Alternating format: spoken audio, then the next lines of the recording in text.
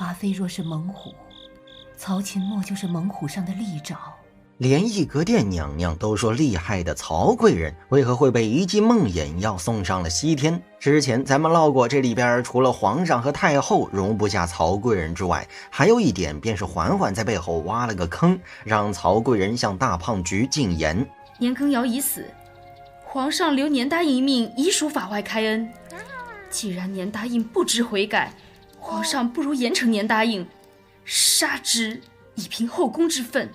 也正因此，曹贵人触怒了大胖菊，导致大胖菊和太后商量一番，用一剂梦魇药将曹贵人送上了西天。对此，有朋友说，曹贵人下线完全是为了给嬛嬛这个女主让路，从而强行降智。但是换个角度来看，与其说是曹贵人强行降智，倒不如说是嬛嬛日渐强大。毕竟这部剧展现了嬛嬛从进宫到成为太后的整个过程，而这个过程就像一个新手小白一路打怪升级，最后成为了赢家。因此在剧中咱们可以看到，初进宫的嬛嬛在经历华妃赏四季妹一丈红，又看到泡芙惨状之后，嬛嬛被吓得睡不好觉，也吃不下饭。小主昨日受了惊吓，午膳吃不下，晚膳也没用，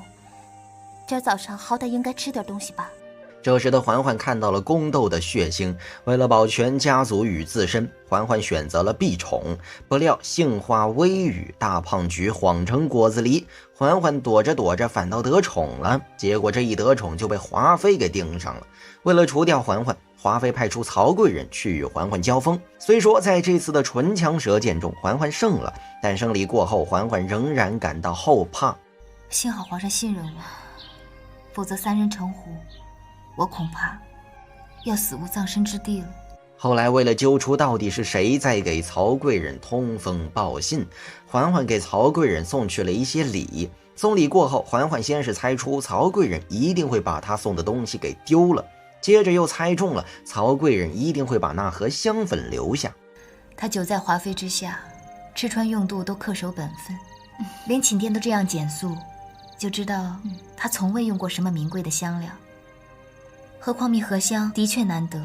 除了皇后娘娘这样不爱香料的人，哪有女子会拒绝啊？对此，高端玩家锦溪是这么说的：奴婢跟着小主快1年了，小主也渐渐地学会猜度人心了。可见嬛嬛这个宫斗小白在慢慢变强。正如锦溪所说，嬛嬛学会了揣摩人心，在一次次交锋中，嬛嬛摸清了曹贵人和华妃的微妙关系。她知道曹贵人早就与华妃离了心，她也知道温宜公主是曹贵人的命脉，所以在对付曹贵人的时候，嬛嬛先是仗着恩宠向大胖菊进言。办起嫁妆的事来，说简单也简单，都由内务府盯着；这说难也难，是一点差错都出不得，出了便关系到大清的颜面。人多势忙，臣妾想曹姐姐最细心，不如就请曹姐姐帮公主准备着。嬛嬛这么做无非就是想让曹贵人目睹公主和亲的场景，这样一来，曹贵人就会想到温宜公主。为了温宜公主的前程，曹贵人必然会有所行动。果不其然，在嬛嬛与锦溪一唱一和，成功吓疯了富察贵人，紧接着又拿公主和亲的下场说事实，曹贵人的心态立马崩了，不仅当场说出华妃犯下的种种罪行，而且还向嬛嬛发出好友深情。嫔妾愿做牛做马，为娘娘效劳，但求娘娘庇护嫔妾母女，嫔妾感激不尽。嬛嬛深知曹贵人为了温宜公主可以出卖华妃，从而与她结盟，那么以后他俩之间利益散了，曹贵人依旧可以陷她于不义。所以在扳倒华妃那一刻，嬛嬛便想到了这曹贵人留不得。至于怎么除掉曹贵人，关键还是在温宜公主身上。众所周知，在后宫中向来是母子一脉，不仅母凭子贵，子也是可以凭母贵的。以前大胖菊会去看温宜公主的时候，多看2眼曹贵人，保不准曹贵人自个儿位分上去了，也能为温宜公主挣一个好前程。所以在曹贵人频频提到妃位，并且对义阁殿娘娘的身份表示羡慕时，可惜我家道中落，虽然跻身嫔位，也难保能为温宜挣得一个好的前程。倘若能像端妃娘娘这样身为妃子，那就不同了。瞅瞅嬛嬛这眼神，很明显嬛嬛想到了对付曹贵人的计策。只见在曹贵人无效解释，表明自己只是说说罢了的时候，嬛嬛顺着曹贵人的话茬当场给曹贵人挖了一个文字坑。香者，助也。皇上为姐姐选此字做封号，颇有深意。但姐姐的在文字上不通，倒要请妹妹解释给我听。不得不说，知己知彼，百战不殆。从曹贵人说自己不通文字这句话，可见嬛嬛把曹贵人摸得透透的了。正是因为嬛嬛知道曹贵人文化不行，所以她才挖了这么一个文字坑，并且字字句句都抓住了曹贵人最在意的东西。姐姐封嫔是因为什么缘故？是因为前朝平息了年羹尧之事，而后宫中华妃又需要有人出面将其扳倒，姐姐正得其时啊，所以皇上封姐姐为香嫔，就是这个意思。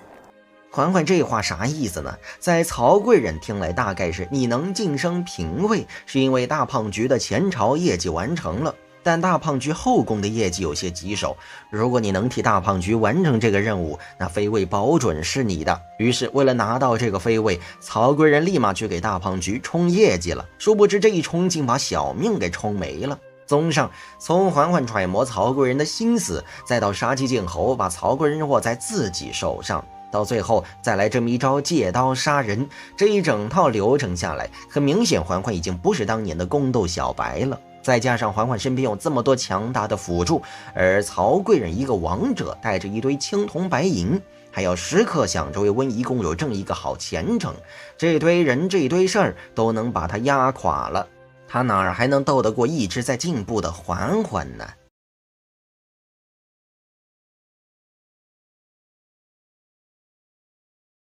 《甄嬛传》中除了每句诗都暗藏深意之外，其实细看下来就会发现，每个娘娘身边的宫女的名字都暗示了她们服侍的娘娘的命运，又或者她们自己的命运。这期咱们就来唠唠这些宫女的名字都有哪些含义。第一个，女主嬛嬛的宫女刘珠浣碧。要问剧中最让人意难平的，莫过于刘珠死于侍卫刀下。原本刘珠只是想出门为甄嬛请一个太医，谁料那侍卫死死拦着。为解嬛嬛困境，刘珠不顾个人性命，一头撞向侍卫的刀口。随着刘珠的倒下，咱们会发现珠本就代表了红色，刘珠不仅留不住，而且还是流着红色的血下线的，这不正对应了刘珠的结局吗？而浣碧除了被众人调侃称之为喜绿之外，从剧中咱们可以知道，浣碧是甄远道和罪臣之女的孩子。为了把浣碧带到自己身边养着，甄远道特意说浣碧是自己买来给嬛嬛的丫鬟，于是这浣碧自然而然就成了浣碧，这大概就是小姐身子丫鬟命吧。第二个，皇后的宫女简秋惠春。虽然人人都调侃简秋是把四季妹的秋给剪了，但是一说到秋天，让人想到无疑是丰收的季节，可简秋却要把秋天那硕果累累都剪了去，这不就暗示了皇后费尽心思残害皇嗣吗？而春天则象征着万物复苏，惠春便是描绘出了一个春天。可是在剧中，每当皇后事迹败露，都是惠春出来顶罪的，这也意味着惠春并不是真正的春天，这是皇后表面上营造出来的一个美好假象罢了。第三个，华妃的宫女宋芝。皇上曾说过宋芝的名字是个好名字，并且还把宋芝的芝和华妃的兰并列为芝兰玉树，而宋芝即宋芝，这也正是对应了华妃后来为了巩固自己的地位，把宋芝送到皇上身边帮他争宠。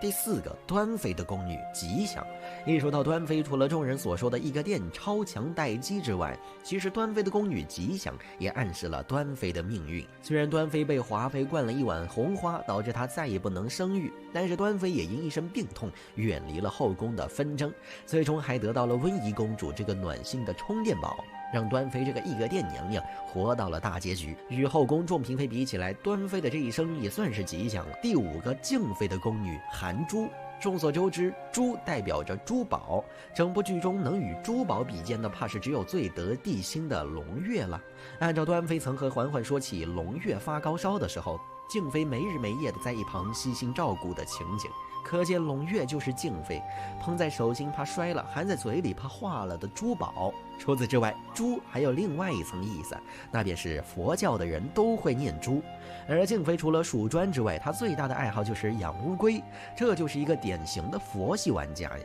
当然，佛系的人大多都是拥有菩萨心肠的善良的人，而善良的人自然也是有福报的人。这也暗示了静妃会在后宫之中顺利的过完一生。第6个，齐妃的宫女翠嘴翠果，翠即绿色，绿色意味着啥呢？意味着齐妃会给皇上一片绿油油的大草原。可拉倒吧，别说齐妃无聊了只会摇摇骰子，就说齐妃一门心思都扑在如何让三阿哥持续长高上，她压根儿没空去给皇上种什么大草原。所以这个绿只能是暗示在大清巨人三阿哥身上，而翠果即是不成熟的果子，这也暗示齐妃的儿子三阿哥不成气候，难当大任。第7个，沈眉庄的宫女采星采月。你要知道，星星和月亮都是天上的东西，想采下来当然是不可能的。因此，采星采月也暗示了沈眉庄得不到她想要的东西。自从被皇上怀疑假孕争宠后，沈眉庄彻底看清了帝王家的薄凉与无情。于是沈眉庄单方面宣布离婚。生性孤傲的她不仅应了那句宁可枝头抱香死，不曾吹落北风中，而且在这深宫的枷锁中，沈眉庄恨也不得，爱也不得。好不容易做一回和自己心中爱慕的温太医有了孩子，结果在生下静和公主之后，沈眉庄便撒手人寰了。不管是最初想为皇上生下孩子，还是后期想和温实初就这么好下去的愿望，所有的一切看着就像天上的星星月亮一样美好，实际上却是可望不可及的。第8个，安陵容的宫女宝娟、宝雀。一娟一雀就像小鸟儿一样，而剧中安陵容初次获宠，不仅是因为甄嬛把她引荐给皇上，更因为安陵容唱歌就如同黄鹂鸟叫一般婉转动听。后来甄嬛为了膈应安陵容，故意在她封妃的封号上动了手脚，取之为梨。这梨字一听就和雀呀、娟呐一样都是鸟类，这也是安陵容被大家称作安小鸟的原因。再加上在皇上眼里，